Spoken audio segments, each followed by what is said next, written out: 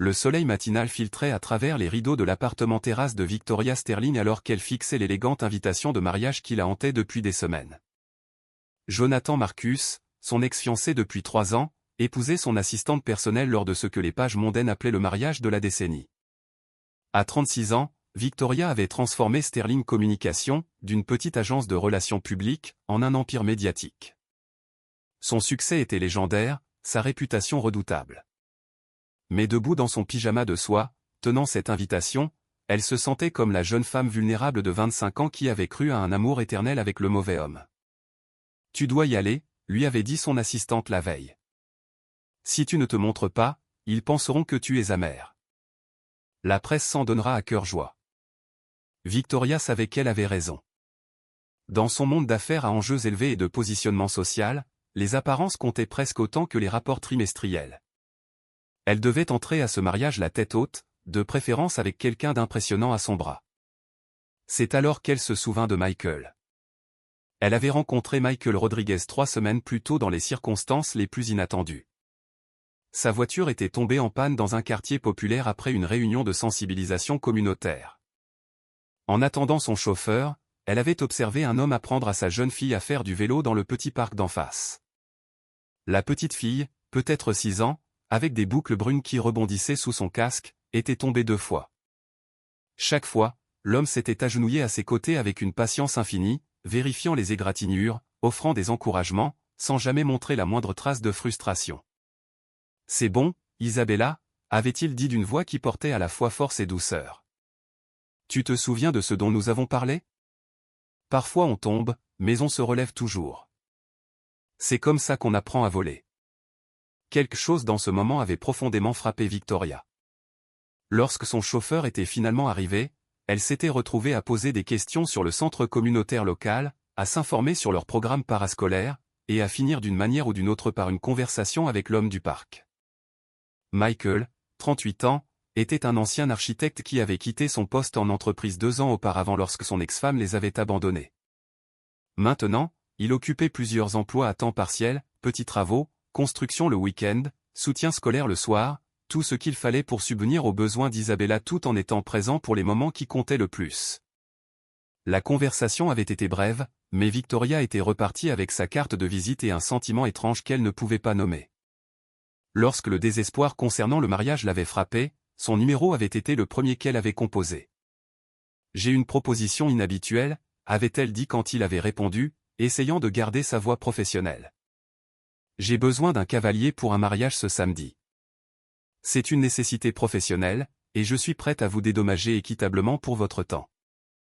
Il y avait eu un long silence avant que Michael ne réponde, « Mademoiselle Sterling, j'apprécie l'offre, mais je ne pense pas que nous évoluions dans les mêmes cercles. » C'est exactement pourquoi cela fonctionnerait, avait insisté Victoria. Écoutez, je vais être honnête. Mon ex-fiancée se marie et je dois y apparaître l'air épanoui et indifférente. Vous êtes intelligent, éloquent, et vous savez vous présenter. C'est juste une soirée, complètement professionnelle. Un autre silence. Combien ? Victoria avait nommé un montant qui couvrirait la garderie d'Isabella pendant 3 mois.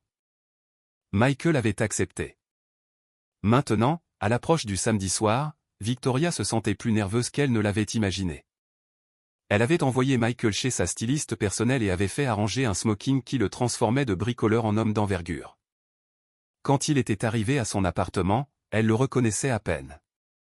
Le jean décontracté et la chemise de travail avaient disparu, remplacés par un smoking noir parfaitement ajusté.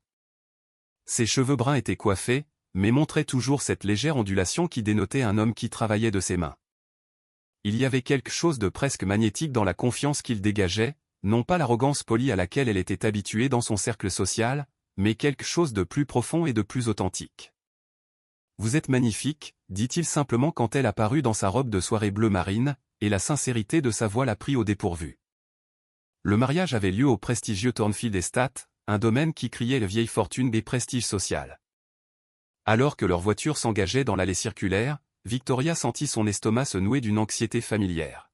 « N'oubliez pas, » dit-elle en retouchant son rouge à lèvres dans le rétroviseur de la voiture, « nous nous fréquentons depuis quelques mois. Vous êtes dans la gestion de la construction. Restez vague si quelqu'un pose des questions précises. Michael hocha la tête, mais en sortant de la voiture et en lui offrant son bras, elle remarqua qu'il ne semblait pas intimidé par la grandeur qui les entourait. Au contraire, il se déplaçait avec une confiance tranquille qui la surprit. La cérémonie se tenait dans la roseraie du domaine, avec 300 invités assis sous un auvent de roses blanches et de lustre en cristal. Victoria et Michael trouvèrent des places près du fond, mais elle sentit immédiatement les regards se poser sur eux.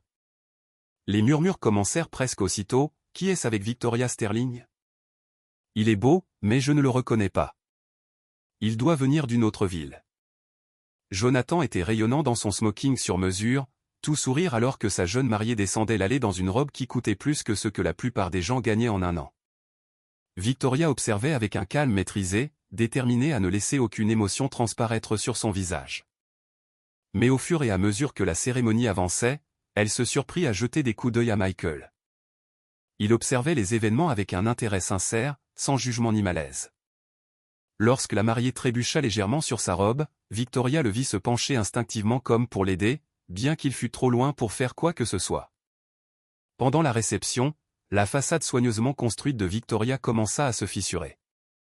Jonathan s'approcha de leur table avec sa nouvelle épouse, rayonnant d'une suffisance qui lui donnait envie de serrer les dents. « Victoria, dit-il avec une fausse chaleur. Tellement content que vous ayez pu venir. Et qui est-ce ? Jonathan, voici Michael Rodriguez, répondit Victoria d'une voix égale. Michael, mon ancien associé, Jonathan Marcus. L'insistance sur « ancien » n'échappa à personne. Le sourire de Jonathan se crispa légèrement en serrant la main de Michael. Rod, médita Jonathan. Êtes-vous aussi dans les médias ? La construction, répondit simplement Michael. Je construis des choses qui durent. Le coup subtil n'échappa pas à Jonathan, dont la propre entreprise avait été entachée de scandales éthiques depuis leur rupture. Sa nouvelle épouse, à peine 25 ans et manifestement mal à l'aise, lui tira le bras. Eh bien, dit Jonathan, sa voix se refroidissant, c'est rafraîchissant de voir Victoria explorer de nouvelles couches sociales. Victoria sentit ses joues lui brûler d'embarras et de colère. Mais avant qu'elle ne puisse répondre, Michael se leva lentement.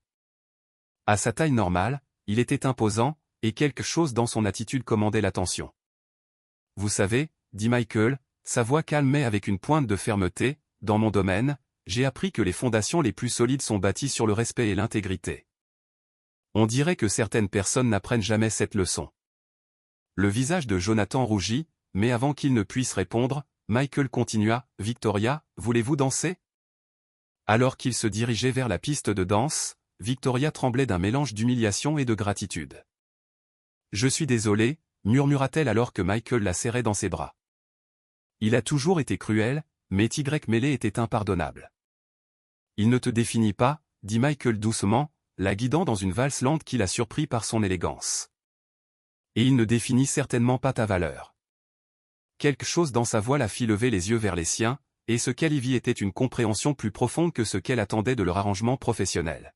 « Comment savez-vous danser comme ça ?» demanda-t-elle, essayant de détendre l'atmosphère.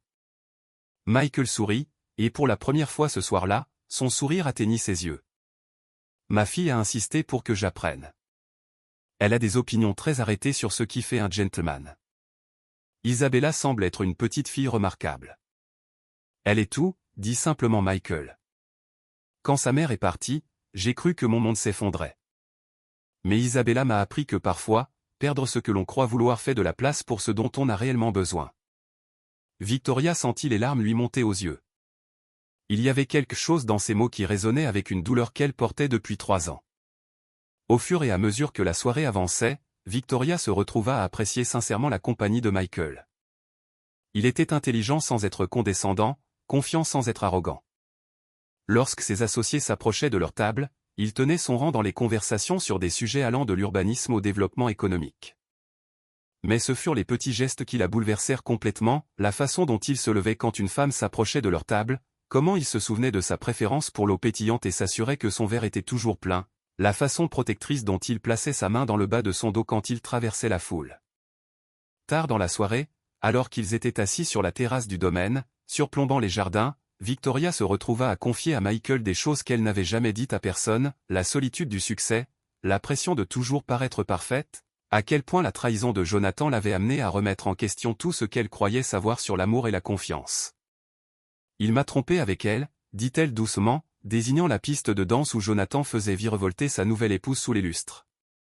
3 semaines avant notre mariage, je l'ai découvert grâce à un photographe de tabloïd qui les suivait depuis des mois. Michael resta silencieux un long moment. Je suis désolé. Ce genre de trahison te change. Comment faites-vous? Demanda Victoria. Faire à nouveau confiance après que quelqu'un que l'on aime vous abandonne? Michael regarda le jardin où les guirlandes lumineuses scintillaient parmi les roses. J'ai dû apprendre que le départ de la mère d'Isabella n'était pas lié à ma valeur en tant que personne. C'était lié à son incapacité à gérer la responsabilité d'aimer quelqu'un complètement. La leçon la plus dure que j'ai apprise est qu'on ne peut pas laisser les limites de quelqu'un d'autre définir notre capacité d'aimer. Victoria sentit les larmes couler sur ses joues avant de réaliser qu'elle pleurait. J'ai été si en colère si longtemps. Je me suis jeté dans le travail parce que c'était la seule chose qui avait encore un sens. La colère nous protège, dit Michael doucement. Mais elle nous isole aussi.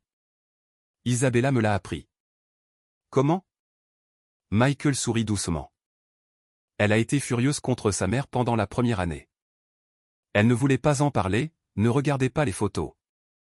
Puis un jour, elle m'a demandé si être en colère contre maman signifiait qu'elle ne pouvait pas aimer d'autres personnes. J'ai réalisé qu'elle posait la question que j'avais eu peur de me poser. Victoria essuya soigneusement ses yeux, essayant de ne pas gâcher son maquillage. Et quelle a été la réponse? Que l'amour n'est pas diminué en étant blessé. Il est juste plus prudent sur l'endroit où il se pose. Ils restèrent un moment dans un silence confortable, observant la fête continuer à l'intérieur.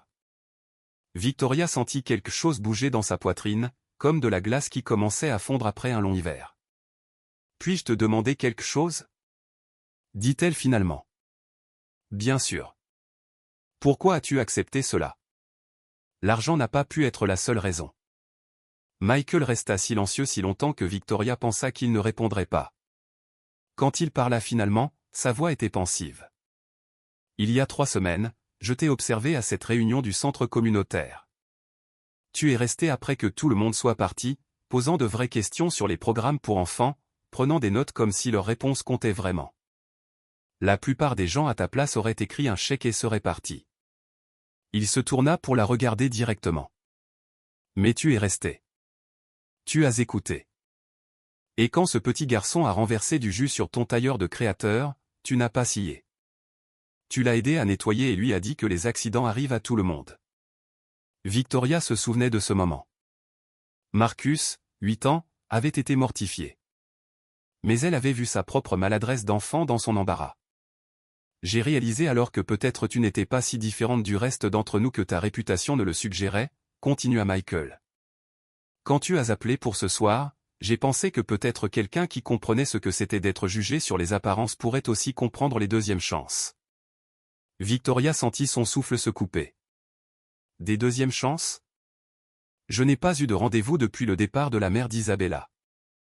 Je n'en avais pas envie, mais quelque chose dans ce soir, dans le fait d'être ici avec toi, me donne l'impression que je suis peut-être prête à me souvenir de ce que c'est que de se connecter à nouveau avec quelqu'un. L'honnêteté de sa voix brisa quelque chose dans la poitrine de Victoria. Pendant 3 ans, elle s'était blindée contre tout sentiment réel pour qui que ce soit. Mais assise ici avec cet homme qui lui avait montré plus d'attention véritable en une soirée que Jonathan en 3 ans passés ensemble, elle sentit ses murs commencer à s'écrouler. Michael, commença-t-elle, mais il leva une main douce. Je sais que c'était censé être juste des affaires, dit-il, et je comprends si ce n'est que ça. Nos vies sont très différentes. Victoria le regarda, vraiment, voyant au-delà du smoking emprunté l'homme qu'il était. Un homme qui avait sacrifié sa carrière pour être présent pour sa fille, qui avait appris à danser parce que cela importait à une enfant de 6 ans, qui pouvait voir à travers sa personnalité publique la femme blessée en dessous et offrir du réconfort sans jugement. Et si je ne voulais pas que ce soit juste des affaires? S'entendit-elle dire. Les yeux de Michael scrutèrent son visage. Qu'est-ce que tu dis? Je dis que peut-être cette soirée a été la plus honnête que j'ai ressentie depuis 3 ans. Je dis que te regarder ce soir, voir comment tu traites les gens, comment tu traverses le monde avec une telle intégrité, me donne envie d'être meilleure que je ne l'ai été. Elle prit une inspiration tremblante.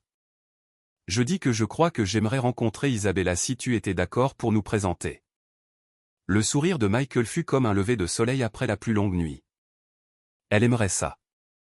Elle me posait des questions sur la jolie dame qui a aidé Marcus avec son jus. Victoria rit à travers ses larmes. Elle est au courant? Isabella, c'est tout ce qui compte pour moi, dit Michael doucement. Et j'ai l'impression que tu vas compter beaucoup. Alors qu'ils rentraient chez eux ce soir-là, la tête de Victoria reposant sur l'épaule de Michael à l'arrière de sa voiture, elle réalisa que parfois, les invitations les plus inattendues mènent aux destinations les plus extraordinaires. Elle avait engagé Michael pour l'aider à sauver la face au mariage de son ex, mais il avait fait quelque chose de bien plus précieux. Il l'avait aidé à sauver son cœur. 6 mois plus tard, Victoria entrerait dans ce même centre communautaire, non pas en tant que cadre de passage, mais en tant que bénévole tutrice de lecture. Isabella serait à ses côtés, bavardant avec enthousiasme sur les histoires qu'elles allaient partager avec les autres enfants. Et Michael serait là aussi, animant un atelier de réparation domestique pour les mères célibataires, sa ceinture à outils remplacée par un sourire bienveillant et une patience infinie pour les questions sur la réparation de robinets qui fuient et de portes qui grincent. L'invitation de mariage qui avait autrefois symbolisé tout ce qui était douloureux dans le passé de Victoria serait rangée dans une boîte à souvenirs, non pas comme un rappel de la perte, mais comme le témoignage de la belle vérité que parfois, les histoires d'amour les plus significatives commencent par des arrangements professionnels entre deux personnes assez courageuses pour laisser tomber leurs murs. Parfois, la guérison ne vient pas en évitant les endroits qui nous blessent, mais en y retournant avec quelqu'un qui nous aide à les voir différemment.